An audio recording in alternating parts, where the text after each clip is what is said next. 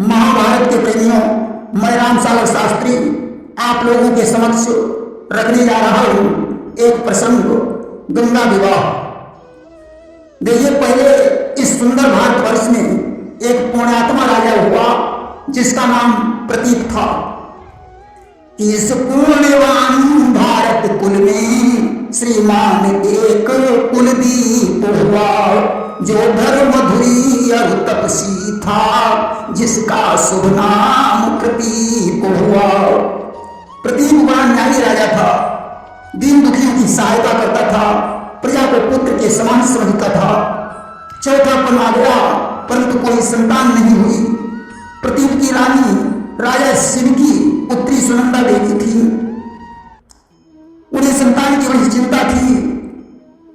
एक दिन वे राजा से कहने लगी कि सुनी गोदिया हमार नाही कौनो ललना, सुनी गोदिया हमार नाही कौनो ललना, सैया सोनो सोनो लागे ला हमारे अंगना, सैया सोनो सोनो लागे ला हमारे अंगना।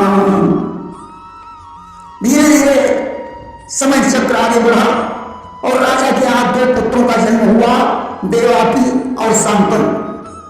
देवापी को बचपन में ही वैराग्य हो गया कि वैराग्य सताया बचपन में, निर्जन वन को प्रस्थान किया, सब छोड़ राज तज कर ममता, प्रभु के चरणों में ध्यान किया। राजा ने बड़े प्रेम से शांतनु का विवाह किया और सिंहासन समर्पित करके भगवान का भजन करने के लिए जंगल को चले गए कि बरवस राज सुतहि न कुदीना, अभिहित भूप गवन बन कीना। देखिए, शांतनु पहले महाभीष नाम के गंधर्व थे। एक बार देवताओं की सभा में गंगा जी का भंडन खुल गया तो सभी देवताओं ने अपनी अपनी नजरें नीचे झुका दी, परंतु महाभीष गंधर्व बड़े गौर से देखता रहा। गंगा भी उसे देखकर मुस्कुराई। ब्रह्मा ने दोनों को श्राप दे दिया, जाओ पृथ्वी पर मानवीय रूप धारण करो, गंगा तुम्हारी पत्नी बनेगी। राजा शांतनु की पत्नी का नाम अमोघा था, जो बड़ी सुंदर थी। कि शांतनु नृपाल की धर्म प्रिया, सतशील अमोघा रानी थी, साध्वी और थी महासती, साध्वी और सती स्वरूपा थी, सुखदानी शांत सयानी थी। यहां तक कि ब्रह्मा जी उसके स्वरूप पर मोहित हो गए। विचार करते हैं कि एक बार अमोघा से मुलाकात जरूर करेंगे। इधर एक दिन की बात है, घोड़े पर सवार होकर राजा शांतनु शिकार खेलने चले गए और इधर ब्रह्मा ब्राह्मण बनकर द्वारे पर जाकर अलग जगाने लगे। रानी बाहर निकली। ब्रह्मा ने अपनी भावना व्यक्त की। रानी सोचती है कि हे विधाता, अगर मैं ब्राह्मण का कहना करती हूं तो हमारा पतिव्रत धर्म नष्ट होता है, अगर ब्राह्मण विमुख होकर चला जाता है तो हमारे गृहस्थ धर्म का अपमान होगा। आज तो मुझे क्या करना चाहिए कि विधाता क्या करूं इस दम, धर्म कैसे बचाऊं मैं, फंसी मझधार में नैया, इसे कैसे बचाऊं मैं। आज तो रानी ने ब्रह्मा का कहना किया। ब्रह्मा तो ब्रह्मलोक को चले गए। इधर रानी महलों में उदास होकर लेट गई। शांतनु शिकार खेल कर लौटे। उन्होंने रानी से दुखी होने का कारण पूछा कि हे प्राण प्रिय, है ये क्या, बोलो तो ढंग, बेढंगा क्यों, बेवक्त फूल से मुखड़े का हो रहा मलिन रंग है क्यों। रानी ने सारा किस्सा बयान किया। शांतनु ने कहा, अरे कुलकलंकिनी, तूने ये क्या कर डाला, ऐसा करने से पहले तुम मर क्यों नहीं गई, तुझे तो डूब कर मर जाना चाहिए था। रानी की आंखों से आंसू बरस रहे थे। रात्रि के समय रानी चुपचाप उठी और गंगा जी में डूबकर उसने अपना प्रारंभ कर दिया। सवेरे शांतनु को पता चला। राजा बहुत दुखी हो गया। और इधर देखिए, एक बार 8 वसुओं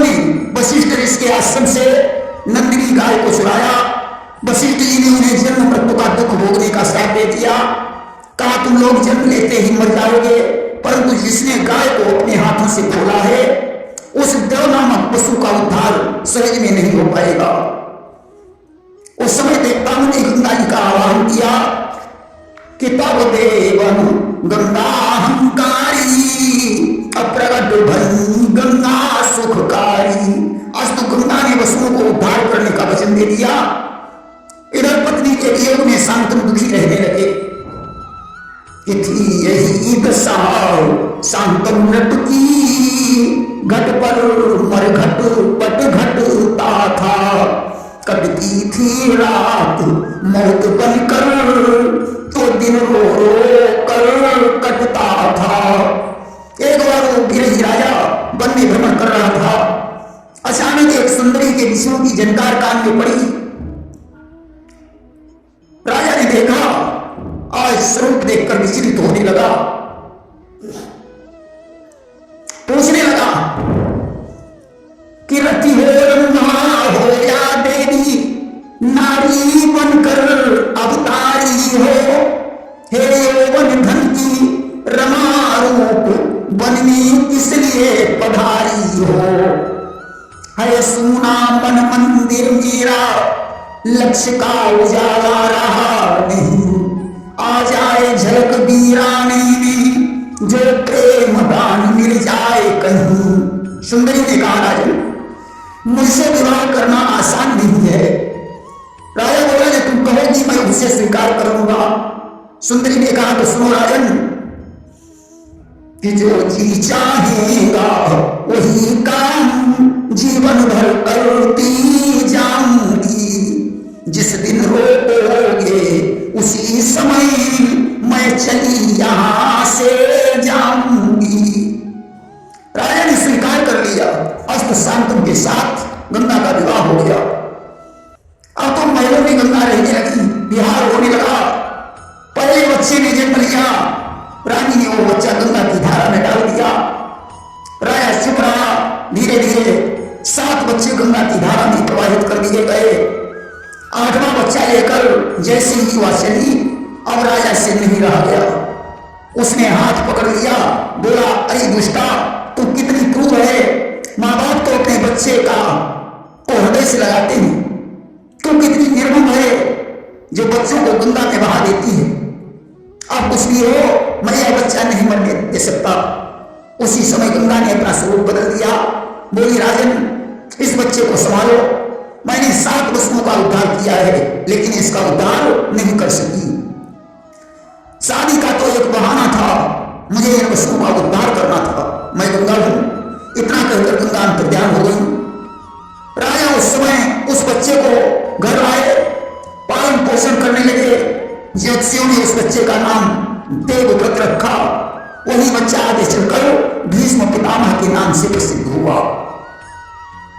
कि ज्योतिषियों ने उस बालक का देवव्रत नाम बताया है, आगे चलकर वो महावीर भट्ट भीष्म पिता कहलाया है। इसके बाद शांतनु ने दासराज केवट की कन्या जो मत्स्योदरी,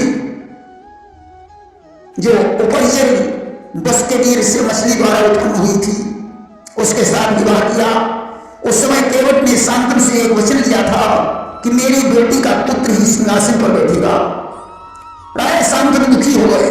उस समय देवव्रत ने शांतनु के समक्ष प्रतिज्ञा की थी कि मैं आजीवन अपना विवाह नहीं करूंगा, और इसी प्रतिज्ञा के कारण उनका नाम भीष्म पितामह पड़ गया। मत्स्योदरी से चित्रवीर और विचित्रवीर 2 पुत्र उत्पन्न हुए। युवा हो जाने पर भीष्म पितामह ने उनके विवाह के लिए स्वयंवर से काशी नरेश की 2 पुत्रियों का हरण किया, जिनका नाम अंबा और अंबिका था। तीसरी पुत्री अंबालिका भी थी जो उनके साथ चली आई। चित्रवीर और विचित्रवीर से अंबा अंबिका का विवाह हो गया। अंबालिका से जब भीष्म ने विवाह नहीं किया तो उसने परशुराम से शिकायत की। परशुराम और भीष्म पितामह का युद्ध हुआ। आखिरकार वह सीता बनाकर जल गई और बदले की भावना से राजा द्रुपद के यहाँ शिखंडी के रूप में अवतरित हुई। चित्रांगद को एक दिन गंधर्वों ने मार डाला। चित्रवीर राजा बने। भीष्म सत्यवती को ज्ञान देने रोज इसके महलों में जाते थे। विचित्रवीर को शंका बन गई। अस्तु ने मानस पाप लग गया, जिसे मिटाने के लिए वे काशी में चले गए और हरि स्मरण करके चिता बनाकर जल गए। वंश चलाने के लिए सत्यवती ने व्यास जी का स्मरण किया, जिनकी दृष्टि से अम्बा अंबिका और बिल्ला ने गर्भ धारण किया। अम्बा द्वारा धृतराष्ट्र, अंबिका द्वारा पांडु और बिल्ला दासी के द्वारा विदुर की उत्पत्ति हुई। प्रेम से बोलिए वृंदावन बिहारी लाल की जय।